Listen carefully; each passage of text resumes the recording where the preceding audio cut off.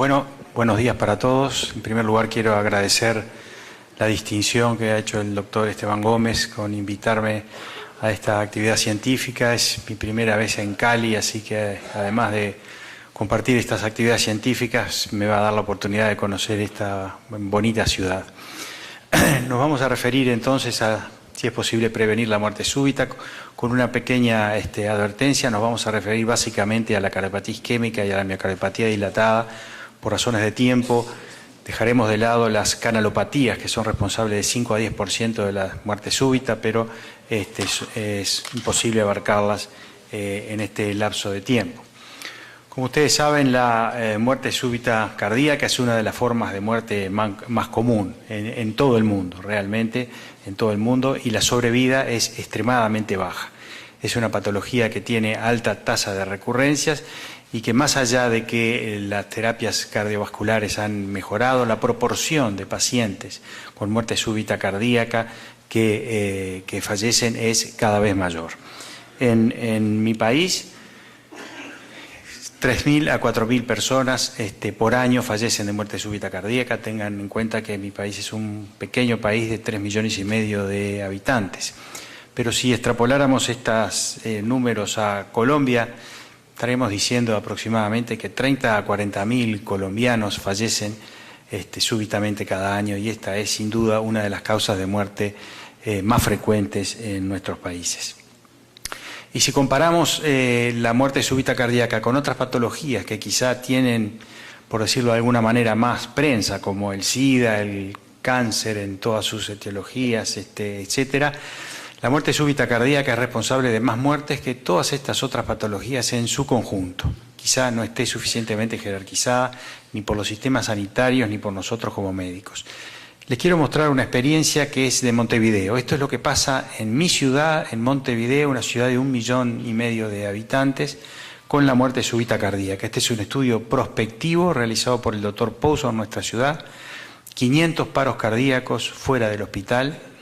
Se intentó la reanimación en 72%, se obtuvo retorno a circulación espontánea en 49%, ingresaron al hospital el 18%, y se fueron de alta vivos del hospital. Esto no quiere decir que no tengan con o sin secuelas, se fueron de alta del hospital vivos el 4,7%.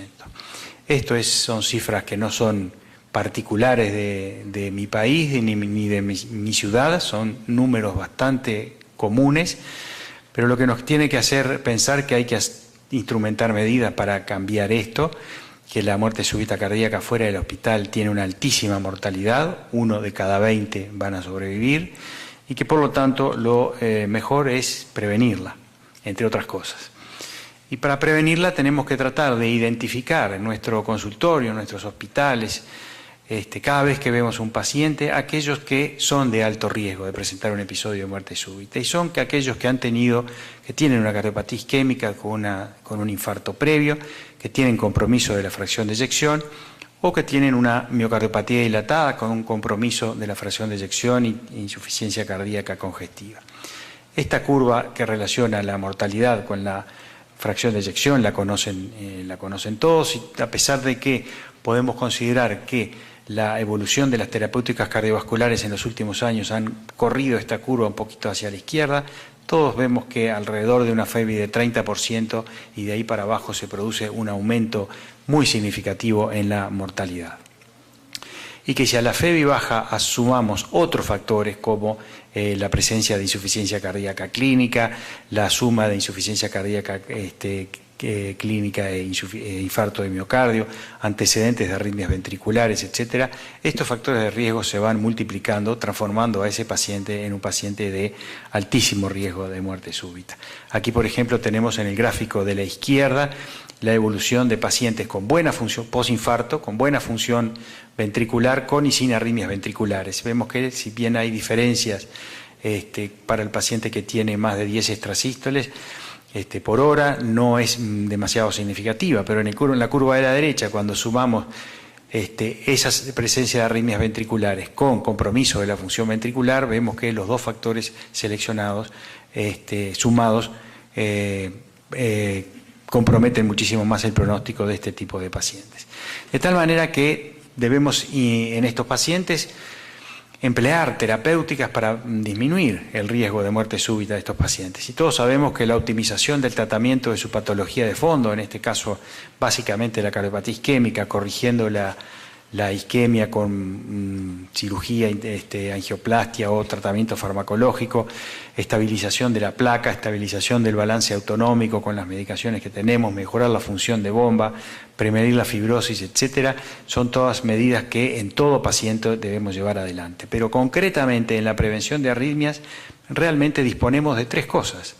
Disponemos de los beta bloqueantes, de la amiodarona y del cardiodefibrilador implantable. Y es a ellos a que nos vamos a referir. Este es un cuadro que resume los estudios con beta bloqueantes en pacientes con un compromiso de la función ventricular.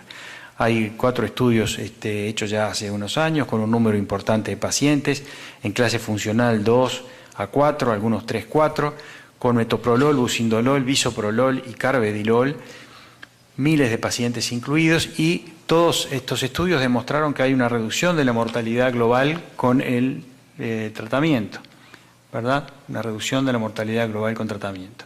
Esta es la proporción, la siguiente columna muestra la proporción de pacientes con muerte súbita en el grupo control, es decir, en el grupo que no recibía beta bloqueantes.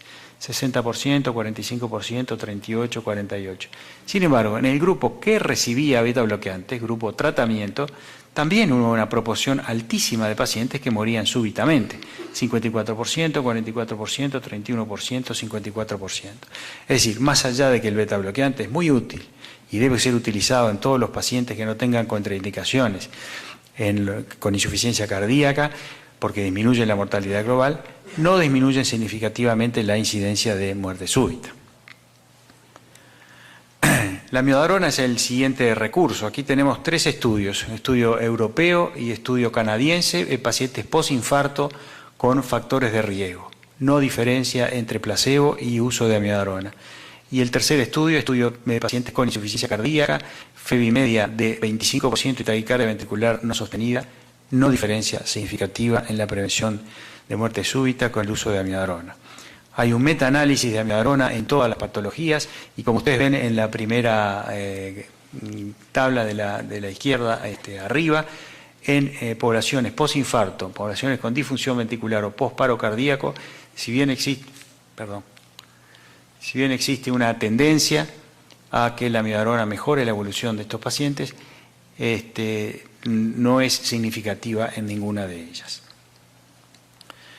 Nos queda entonces el cardiodefibrilador, que ha demostrado en varios ensayos de prevención primaria en pacientes postinfarto con compromiso de la función ventricular, y aquí están los 3 más importantes, su utilidad en la prevención de la muerte súbita en este grupo de pacientes con cardiopatía isquémica y de alto riesgo. El estudio MADIT, el estudio MAST y el estudio MADIT-2 demostraron, son estudios diferentes con diferentes poblaciones, pero enfocados en pacientes postinfarto de alto riesgo, y demostraron el MADIT-1, 54% de reducción con el uso del cardiodefibrilador, en el MAST 55-60% y 30% de reducción en el MADIT-2, estudio al cual nos vamos a referir un poco más en profundidad a continuación. Y hay, además del estudio MADIT-2, queremos referirnos al estudio muerte súbita en insuficiencia cardíaca, que abarca pacientes con cardiopatía isquémica y con miocardiopatía dilatada, que también creemos que es una información importante a tener en cuenta cuando manejamos estos pacientes. Como decíamos, el estudio MADIT-2 representa un grupo extremadamente amplio de pacientes pasibles de ser sometidos a terapia con cardiodefibrilador implantable, porque reclutó pacientes con infarto de miocardio previo, es decir, 4 semanas después del infarto, y que tenían una FEBI de 30%, es decir, utilizó como discriminador de riesgo simplemente el hecho de una FEBI de 30%, menor del 30%. Y se implantaron a este grupo de pacientes, 742 se le implantó un cardiodefibrilador y 490 no se le implantó, y se siguieron por 20 meses. Y la evolución a 20 meses entonces demostró que los pacientes que habían recibido un cardiodefibrilador tenían un 31% de menor mortalidad. Quiere decir entonces que, de acuerdo a estos resultados, deberíamos implantar en un desfibrilador a todo paciente posinfarto, 4 semanas posinfarto, y que tiene una fracción de eyección de menos de 30%. Esta es una pregunta bastante compleja. En algunos países se implanta muchísimos desfibriladores a este tipo de pacientes. En otros países, como los de nuestra región, se implantan muy pocos, y esto tiene diversas explicaciones. Y a lo mejor entre esta charla y la que viene que voy a dar yo pueden quedar un poco más claras, pero vamos a ver qué información podemos agregar a esto. Este es un seguimiento a 8 años del estudio MADI-2 recientemente publicado, donde se identificaron 5 factores de riesgo de mortalidad de estos pacientes. Los factores de riesgo identificados fueron la insuficiencia renal, la clase funcional de la New York Association igual o más a 2, la presencia de fibrilación auricular, la edad mayor de 70 años y el QRS ancho más de 120 milisegundos. Y de acuerdo a estos 5 factores que se asociaron a mayor mortalidad en el estudio MADI-2, se estableció un score de riesgo. Se determinó score de riesgo bajo a aquellos pacientes con FEBI menos de 30, pero que no tenían ninguno de estos factores de riesgo. Intermedio a aquellos que tenían 1 o 2 de estos factores de riesgo, y riesgo alto a aquellos que tenían 3 o más de estos factores de riesgo. Y veamos entonces a 8 años qué pasó con estos pacientes. Vemos que los que tenían un score de 0 tuvieron una buena evolución, los que tenían un score de 1 o 2 tenían una peor evolución, y los que tenían un score de 3 tenían una mucho peor evolución. Pero si ustedes recuerdan, un grupo importante de estos pacientes recibió un cardiodefibrilador. Entonces, si comparamos los que tenían un grupo cero riesgo, es decir, ninguno de esos factores de riesgo, y habían recibido un cardiodefibrilador contra los que no lo habían recibido, el cardiodefibrilador fue beneficioso en aquellos que tenían 0 de score de riesgo. En los que tenían 1 o 2 de score de riesgo, el cardiodefibrilador también fue beneficioso. Sin embargo, en los que tenían score de riesgo 3 o más, no hubo diferencia en el uso del desfibrilador en estos pacientes. Es decir, eran pacientes que por comorbilidades tenían tanta patología que tenían una altísima mortalidad, y ni aún el cardiodefibrilador, que va a prevenir exclusivamente la muerte arrítmica, podía beneficiarlos. Es un concepto claro, hay muchos algoritmos tratados de desarrollar a este respecto para poder discriminar entre aquellos pacientes con FEBI menos de 30%, cuáles son los que realmente se van a morir. Porque no debemos olvidar que la mayoría de las muertes súbitas ocurren en pacientes que tienen más de 30% de fracción de eyección. Por lo tanto, si nosotros nos concentráramos en este tipo de pacientes, estaríamos olvidando a otros que pueden merecer la terapia con desfibrilador. Y se han desarrollado, como yo decía, otros índices. Este es otro que se llama el score de riesgo PACE, que toma 4 elementos: enfermedad vascular periférica, edad más de 70, este es un factor que se repite con el anterior, creatinina más de 2, también se repite, insuficiencia renal, y fracción de eyección menos de 20%. A la insuficiencia renal se le dan 2 puntos, y de acuerdo a los puntos, esta es la mortalidad a 1 año de estos pacientes. Quiere decir que volvemos a ver que aquellos pacientes que tienen 3 o más de estos factores de riesgo definidos en este score de riesgo tienen una altísima mortalidad a 1 año, que posiblemente no se beneficien por el uso de un cardiodefibrilador. Vamos a referirnos brevemente entonces al estudio de muerte súbita en insuficiencia cardíaca, y en este caso la hipótesis era si la amiodarona o el cardiodefibrilador, solamente programado para choque, reducen la mortalidad con respecto a placebo en pacientes con falla cardíaca clase funcional 2-3, isquémica o no isquémica, y que con fracción de eyección menos de 35%. Los pacientes incluidos entonces, clase funcional 2-3, por miocardiopatía dilatada isquémica o no isquémica, FEBI menos de 35, mayores de 18 años, insuficiencia cardíaca más de 3 meses de evolución, y tratados con IECA y beta bloqueantes. Es decir, es el primer estudio en el cual se establece el tratamiento, digamos, hoy día considerado ideal para un paciente con disfunción ventricular, es decir, el uso de IECA y beta bloqueantes como condición para su ingreso. Los pacientes ingresados tenían una edad media de 60 años, la FEBI media era de 25%, 70% estaban en clase 2 y 30% en clase 3, isquémicos y no isquémicos estaban prácticamente repartidos de manera igual, 40% tenían un complejo QRS ancho y, como ven, la enorme mayoría recibían el tratamiento adecuado, 87% IECA o ARA2 y casi 80% recibían betabloqueantes. Y lo que mostró este estudio fue que no hubo diferencias entre tratamiento médico convencional y amiodarona, y sí hubo diferencia con el uso del cardiodefibrilador, que, digamos, disminuyó la mortalidad en más de un 20% en este grupo de pacientes. La disminución de la mortalidad se debió fundamentalmente al efecto en los pacientes en clase funcional 2, confirmando lo que ya hace mucho tiempo sabíamos, que en estos pacientes la proporción de muerte súbita es mucho mayor que en los de clase 4, donde la mortalidad se debe a otras causas, comorbilidades, más que a la muerte súbita cardíaca.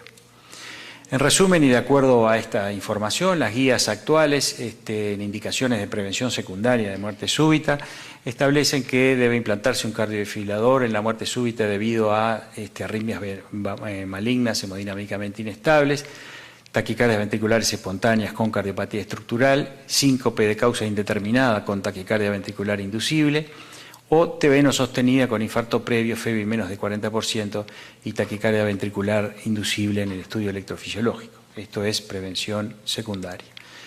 Y en prevención primaria, pacientes con clase funcional 2-3, infarto previo más de 40 días y FEBI menos de 35%, clase funcional 2-3, miocardiopatía dilatada no isquémica y FEBI menos de 35%, y en los pacientes clase 1, con infarto previo más de 40 días, se exige una FEBI un poco menor para aumentar su riesgo. Este es un resumen de las indicaciones actuales de implante de cardiodefibrilador en pacientes de alto riesgo.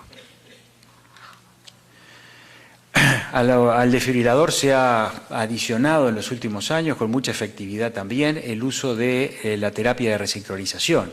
Este es un estudio del CARE-CHEF, que seguramente muchos de ustedes conocen. Son marcapasos resincronizadores sin desfibrilador, pero que demostró que mejora la mortalidad, la evolución en los pacientes que reciben terapia de resincronización, que tienen insuficiencia cardíaca y bloqueo de rama izquierda. Y el estudio Companion, que randomizó pacientes a tratamiento médico óptimo más terapia de resincronización o tratamiento médico óptimo más terapia de resincronización con cardiodefibrilador implantable, demostró que el uso del cardiodefibrilador disminuía también significativamente la mortalidad en este grupo de pacientes que necesitaban terapia de resincronización. Acá tienen ustedes la mortalidad total de los pacientes que recibían tratamiento médico óptimo. Con terapia de resincronización esa mortalidad total disminuyó 23% y con la adición de un cardiodefibrilador la mortalidad total disminuyó un 43%. Basados en estos datos, entonces, la terapia de resincronización con desfibrilador integra hoy de los principales métodos que tenemos para prevenir la muerte súbita. En pacientes clase 3 y clase 4 con bloqueo de rama izquierda, QRS ancho, es indicación clase 1A. Clase 1A. No hay muchas clase 1A, les voy avisando. Y en pacientes clase 2 se dice terapia de resincronización preferiblemente con desfibrilador si el QRS es más de 130 y también es clase 1A. Muchas veces pensamos en este tipo de terapias y pensamos en los costos y bueno, nosotros no podemos asumir estos costos, etcétera, etcétera. Estos son los gastos de Estados Unidos en salud en billones de dólares y acá está comparado lo que se gasta, esto tiene unos pocos años, lo que se gasta en cardiodefibrilador, en marcapasos, en cirugía cardíaca, en angioplastia y en otras cosas. Y quiero recalcar la última barra que dice administración del sistema sanitario. Como ven, es cientos de veces mayor que lo que se gasta en las terapias, o sea que la burocracia, aún en los países que nos parece que no tiene burocracia, se lleva la mayor parte del gasto en salud, algo que también en nuestros países, donde quizá la burocracia sea quizá un poquitito mayor, debe ser tenido en cuenta. Para terminar entonces, recordar un aforismo del siglo V a.C. de Hipócrates. La vida es breve, la ciencia extensa, la ocasión fugaz, la experiencia insegura, el juicio difícil. Es preciso no solo disponerse a hacer lo debido uno mismo, sino además que colaboren el enfermo, los que lo asisten y las circunstancias externas. Muchas gracias.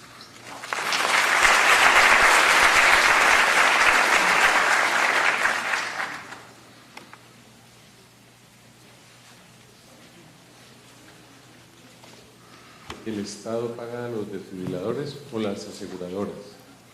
No, en el Uruguay existe un organismo paraestatal que se llama Fondo Nacional de Recursos, que cubre al 100% de la población y que financia, entre otras cosas, los cardiodesfibriladores en prevención secundaria, no así en prevención primaria. No primaria. Exacto. ¿No hay manera de poner un desfibrilador en prevención primaria? No hay manera. Estamos justamente en este preciso momento negociando al respecto, pero que lo pague personalmente. Pero sí, la única forma es que lo pague personalmente el paciente, sí.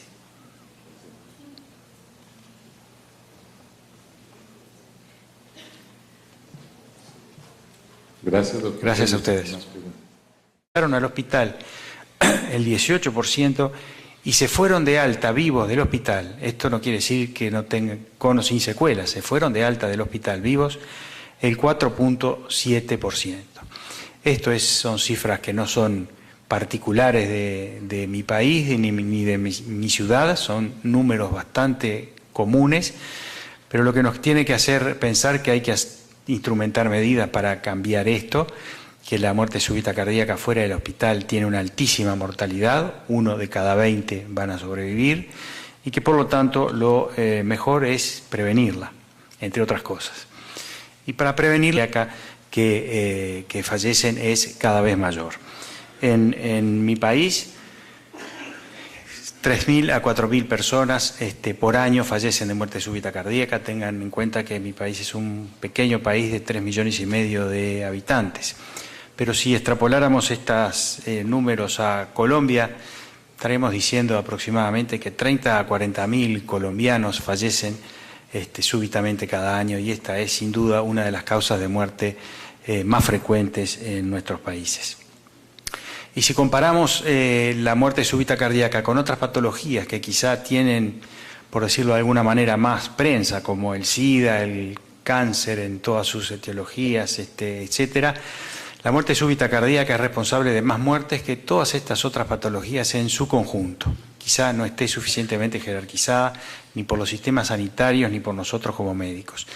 Les quiero mostrar una experiencia que es de Montevideo. Esto es lo que pasa en mi ciudad, en Montevideo, una ciudad de 1,5 millones de habitantes, con la muerte súbita cardíaca. Este es un estudio prospectivo realizado por el doctor Pouso en nuestra ciudad. 500 paros cardíacos fuera del hospital. Se intentó la reanimación en 72%, se obtuvo retorno a circulación espontánea en 49%, ingresar. Pequeña advertencia, nos vamos a referir básicamente a la cardiopatía isquémica y a la miocardiopatía dilatada. Por razones de tiempo, dejaremos de lado las canalopatías, que son responsables de 5 a 10% de la muerte súbita, pero es imposible abarcarlas en este lapso de tiempo. Como ustedes saben, la muerte súbita cardíaca es una de las formas de muerte más común en todo el mundo, realmente en todo el mundo, y la sobrevida es extremadamente baja. Es una patología que tiene alta tasa de recurrencias y que, más allá de que las terapias cardiovasculares han mejorado, la proporción de pacientes con muerte súbita cardíaca